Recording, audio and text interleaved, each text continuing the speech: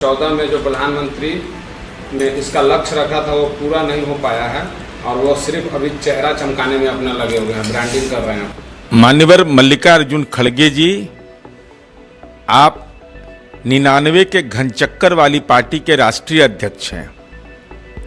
राष्ट्रीय स्वास्थ्य मिशन के अंतर्गत यह योजना तय की गई थी जिसमें राज्य सरकार को कार्यक्रम तय करने का अधिकार था। तो 2014 से 2024 के बीच में विभिन्न राज्यों में आपकी भी सरकार रही है, तो आप अपनी जिम्मेवारी से बच नहीं सकते हैं। बिहार जैसे राज्य ने सघन मिशन इंद्रधनुष अभियान चला करके, चाहे वह राघोपुर जो तेजस्वी यादव का दियारा का इलाका है, क्षेत्र है, अघौरा जो सासाराम का इलाका है, एक मिशन के तहत हमने 100% का लक्ष्य प्राप्त किया।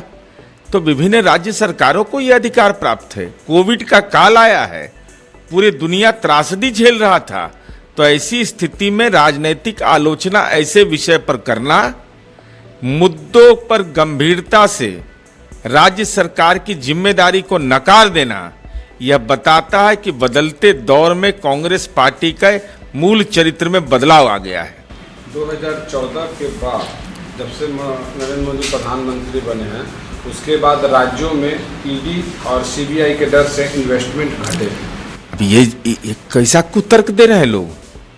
जो लोग ये सवाल बता रहे हैं, तो इसका मतलब ईडी और सीबीआई जैसी संवैधानिक संस्था जो भ्रष्टाचार पर कारगर प्रहार कर रही है। अरे विनिवेश की नीति कांग्रेस पार्टी ने तय किया, इस देश के अंदर डॉक्टर मनमोहन सिंह की सरकार ने तय किया। सार्वजनिक निवेश की कंपनियों को बेच दिया।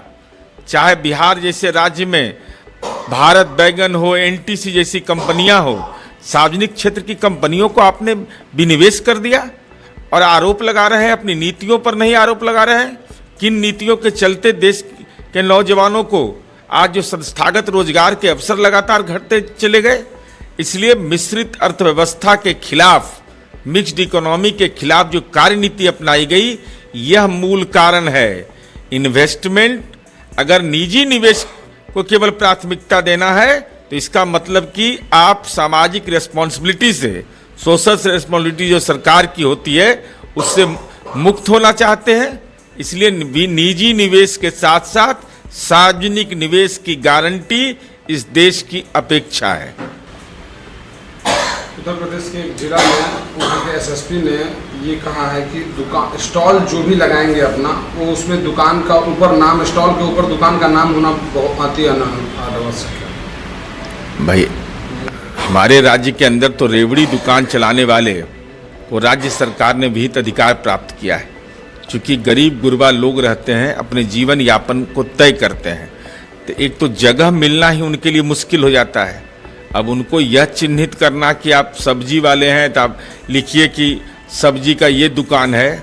अब एसएसपी ने कैसे जारी किया, वहाँ उत्तर प्रदेश की सरकार की खुदरा व्यापार नीति क्या है, ये तो उत्तर प्रदेश की सरकार ही मंतव्य देगी। कांवड़ यात्रा जिस रास्ते से गुजरेगी कांवड़ के लिए, उस रास्ते में उसके लिए वो स्टॉल लगाना, नाम लिखना बहुत जरूरी है। अब वो सुरक्षा के सवाल पर या वहाँ जो हाइजीनिक लोगों को खाना मिले, कांवरिया को, यह एक मंशा हो सकती है। लेकिन जो खुदरा व्यापार नीति है, उनके बिंदुओं का अवलोकन जरूर किया जाना चाहिए। उत्तर प्रदेश के संबल जिला में अलका सिंह एक शिक्षा पदाधिकारी हैं। उन्होंने प्राइमरी स्कूल में कहा है कि बच्चों को जूता पहन के नहीं जाना, जूता चप्पल पहन के पढ़ाई करने के लिए नहीं जाना है, टीचर या बच्चों दोनों को। भाई, जिला शिक्षा पदाधिकारी हैं तो खड़ाऊ पहन के जाएगा विद्यालय कि चट्टी पहन के जाएगा? भाई, माननीय मुख्यमंत्री नीतीश कुमार जी ने तो मानक स्थापित कर दिया।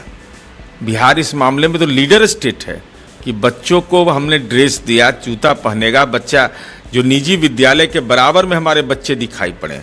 तो खड़ाऊ पहन के विद्यालय थोड़े ही जाएगा, बोला लेके अब थोड़े ही विद्यालय जाएगा। इसलिए उत्तर प्रदेश सरकार को इसको गंभीरता से लेना चाहिए।